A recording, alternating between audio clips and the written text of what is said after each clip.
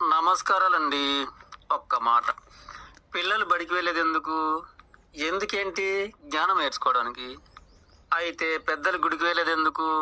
పెద్దలు గుడికి వెళ్ళేది కూడాను జ్ఞానం నేర్చుకోవడానికే. పిల్లలు బడికి వెళ్ళి నేర్చుకునేది జ్ఞానం కనిపిస్తూనే ఉంది. కానీ అలాగే పెద్దలు గుడికి వెళ్ళేది కూడా కనిపిస్తూనే ఉంది. అందరూ కాదు, కొందరు సంవత్సరానికి ఒక 40 రోజులు అలా కొన్ని సంవత్సరాలు వెళుతూ ఉంటారు. అలా ఎన్ని సంవత్సరాలు గుడికి వెళ్ళినా ఆ 41 రోజు దాటిన తర్వాత జ్ఞానమే వస్తే ఇక 42వ రోజున ఎప్పట్లాగే మానదాగుడు మధ్యలో కొడు కనిపించిన వాడిని తిట్టుడు. పాపం పిల్లలకు జ్ఞానం బోధించే గురువులు ధర్మంగా వారికి బోధిస్తున్నారు కనుకనే వారు జ్ఞానవంతులు అవుతున్నారు.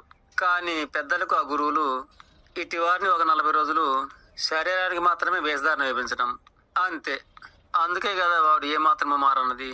దీన్ని బట్టి పెద్దలకు బోధించే గురువులు వారికే శిశురాశ్యం మాత్రమో తెలియని వారు, నిజానికి వారికే జ్ఞానం అందని వారు, మార్పుల కోసం ఏం బోధించాలో మాత్రమో తెలియని వారు, నిజానికి వారికే జ్ఞానం లేదు కనుక వీరికి కూడా అందించలేకపోయారు. నిజానికి వేషాలు తీసిన తర్వాత మాత్రం జ్ఞానం కూడా కనిపించలేదు కదా.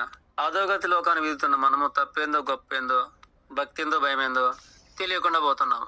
ఇక నిజమైన గురువుల్ని భయపెడుతూ నోరు మూపిస్తున్నాము. నిజానికి అన్ని రంగాల్లోనూ కూడా మోసాలే దేశాలు వెళ్తున్నాయి కనుక శరీరపై వేషాలు కాదు, ఆత్మలో మార్పు రప్పించాలి. ఏదో తెలియక అవుతున్నానులేండి, తప్పుంటే క్షమించండి.